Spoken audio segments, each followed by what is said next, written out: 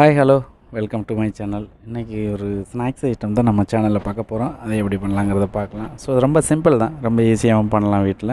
வீட்டில் இருக்க இன்க்ரீடியன்ஸே போதும். ரைஸ், 2 ஆம்லேட்டு, ஒரு கேரட் எடுத்து கிரேட் பண்ணி வச்சுருக்கேன். கொஞ்சம் வெங்காயம், பச்சை மிளகா, கருவேப்பிலை, இவ்வளோ தான் இதில் நம்ம சேர்க்க போகிறோம். சால்ட்டு, சில்லி பவுட்ரு, இதெல்லாம். வாங்க எப்படி வீடியோக்குள்ளே போகலாம். வீடியோவில் என்ன எப்படி போட்டு மிக்ஸ் பண்ணலாங்கிறத ஃபஸ்ட்டு பார்த்துட்டு அதுக்கப்புறம் நம்ம அதை ப்ரிப்பேர் பண்ணலாம். நான் 1 கப்பு ரைஸ், வடித்த ரைஸ் எடுத்து வச்சுருக்கேன். ஸோ இது ரொம்ப ஈஸி. பழைய ரைஸ் இருந்தாலும் சரி, வடித்த ரைஸ் இருந்தாலும் சரி, ரெண்டில் எது இருந்தாலும் ஆற வச்சு ஸோ அதுக்கப்புறம் நம்ம இதை ப்ரிப்பேர் பண்ண போகிறோம். இது ஈவினிங் டைமில் ஒரு ஸ்நாக்ஸ் சாப்பிட வேண்டாம் அப்படின்னு நினைக்கிறவங்க ஸ்நாக்ஸாக பண்ணி சாப்பிட்லாம். இது கொஞ்சம் வித்தியாசமான ரெசிபி. இதை நீங்கள் வீட்டில் கண்டிப்பாக ட்ரை பண்ணி பாருங்கள். நான் 1 கப் ரைஸு, 2 முட்டை போட்டிருக்கேன்.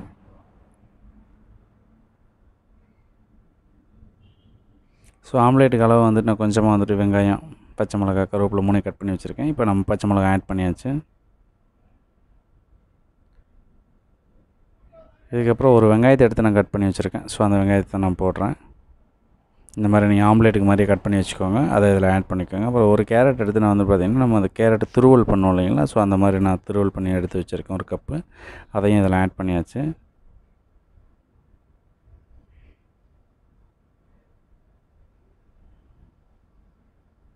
ஸோ இதுக்கு கொஞ்சம் வித்தியாசமான டிஷ்ஷுங்க. ரொம்ப ஆம்லேட்டு ரைஸில் நம்ம ஒரு ஆம்லேட் போட்டு சாப்பிட்றோம். ஸோ வாங்க கொஞ்சமாக மஞ்சத்தூள் ஆட் பண்ணியிருக்கேன். 1½ டேபிள் ஸ்பூன் மிளகாத்தூள் ஆட் பண்ணுறேன். உங்களுக்கு ரைஸ் எவ்வளோ குவான்டிட்டியோ அதுக்கு தகுந்த மாதிரி, ஸ்பைஸிக்கு தகுந்த மாதிரி நீங்கள் வேணால் போட்டுக்கோங்க.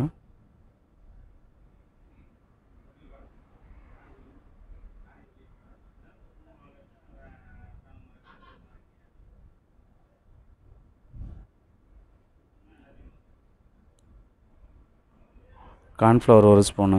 நான் 1 ஸ்பூன்னா 2 டைம் அள்ளி போட்டிருக்கேன். ஸோ அளவு 1 ஸ்பூன் தான் ஃபில்லாக எடுத்திங்கன்னா அது எடுத்தால் சீந்துன்றக்காக நான் அப்படி எடுத்து போட்டிருக்கேன். Rice powder 1 spoon.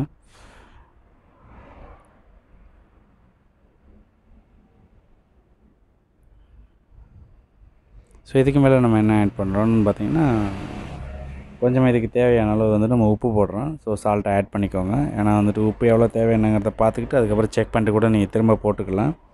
ஸோ இப்போ நம்ம என்னென்னா சோம்பு கொஞ்சம் போட்டுட்டு ஸோ இது எல்லாமே ஃபுல்லாக நம்ம மிக்ஸ் பண்ணுறோம். இந்த மசாலா கரெக்டாக அந்த எக்கு, ரைஸு, கார்ன்ஃப்ளவரு, இந்த ரைஸ் பவுட்ரு, இது எல்லாமே மிக்ஸ் ஆகிற மாதிரி நம்ம நல்லா கலக்கணும்.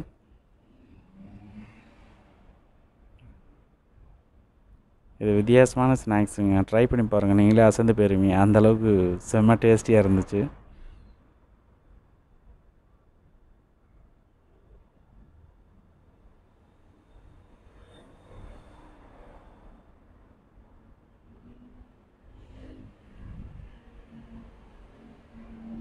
ஸோ இதை மிக்ஸ் பண்ணிவிட்டு ஒரு 10 நிமிஷம் அப்படியே ஊற வச்சுருங்க. மேலே கொத்தமல்லி தழை போட்டு வச்சுருக்கேன். ஸோ அதை மிக்ஸ் பண்ணியும் வச்சுக்கலாம்.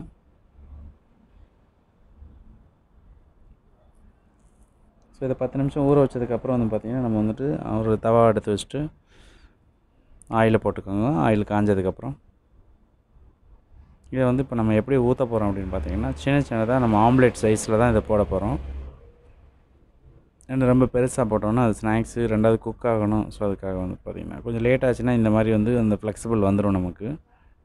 அப்படி இல்லை நீங்கள் ஏதாவது ஒன்று இன்க்ரீடியன்ஸ் கூட போட்டிருக்கீங்க அப்படின்னா எக்ஸ்ட்ரா ஒரு எக் ஆட் பண்ணிங்கன்னா இந்த ஃப்ளெக்சிபிள் வரும் உங்களுக்கு. அதுக்கப்புறம் நீங்கள் அதுக்கு தகுந்த மாதிரி இந்த மாதிரி சின்னதாக ஊற்றி எடுத்துக்கலாம் ஸ்நாக்ஸுக்கு. இதில் பார்த்திங்கன்னா ஒவ்வொரு கரண்டி எடுத்து நான் ஒரு 4 பீஸ் போடுறேன். ஸோ நான்ஸ்டிக்கில் பண்ணிங்கன்னா உங்களுக்கு ரொம்ப ஈஸியாக இருக்கும். எதுக்காகன்னு கேட்டிங்கன்னா, இப்போ நம்ம தவாவில் பண்ணும்போது சீக்கிரம் அடி பிடிக்கும், இல்லை கருப்பாகும், அந்த மாதிரி வரும். நான்ஸ்டிக்கில் அந்த மாதிரி பிரச்சனை வராது.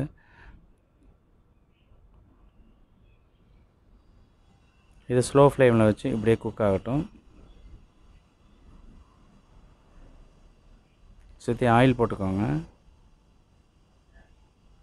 ஏன்னா நம்ம ஆயில் போடும்போது தான் பார்த்திங்கன்னா அது சரியானபடி அந்த கிரிப்ஸி, அந்த மொறுமொறுப்பு வரும் நமக்கு.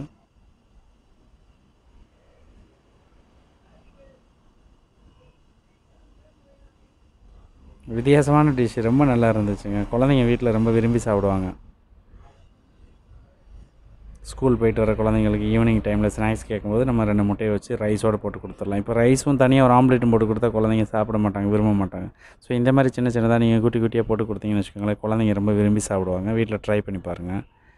உங்கள் செல்ல குட்டீஸ்கிட்ட கேளுங்க எப்படி இருந்துச்சு இந்த ரெசிபி அப்படின்னு சொல்லிட்டு ட்ரை பண்ணி கொடுத்துட்டு.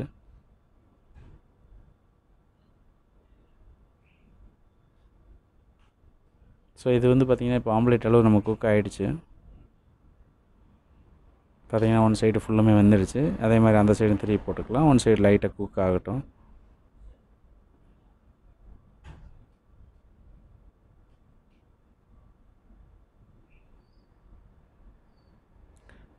இதை திருப்பி போட்டாச்சு. இப்போ அந்த சைடு நல்லா சுற்றி விட்டாச்சு. நல்லா குக் ஆகிட்டுருக்கு.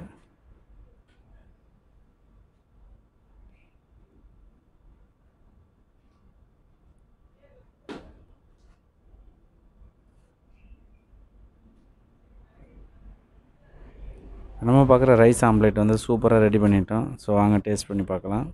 ஸோ இந்த மாதிரி இதுதான் அந்த ரெசிபியோடது. இந்த ரெசிபி உங்களுக்கு ரொம்ப யூஸ்ஃபுல்லானதான் நான் நினைக்கிறேன். ஸோ வீட்டில் ஃப்ரீயாக இருந்தீங்கன்னா ட்ரை பண்ணி பாருங்கள். ட்ரை பண்ணி பார்த்துட்டு உங்கள் குழந்தைங்களுக்கு கொடுத்து அவங்களோட ஃபீட்பேக் என்னென்னு கேட்டு என்னோடய கமெண்ட் செக்ஷனில் கமெண்ட் பண்ணுங்கள். ஸோ மறக்காமல் நம்ம சேனலுக்கு ஃபஸ்ட் டைம் பார்க்குறவங்க வந்தீங்கன்னா சப்ஸ்கிரைப் பண்ணுங்கள். கூட இருக்க பெல் ஐக்கானை கிளிக் பண்ணுங்கள். இந்த மாதிரி நித்தம் ஒரு ரெசிபியோடு வந்துட்டு நாளை உங்களை சந்திக்கிறேன். தேங்க்யூ ஃபார் வாட்சிங். பை.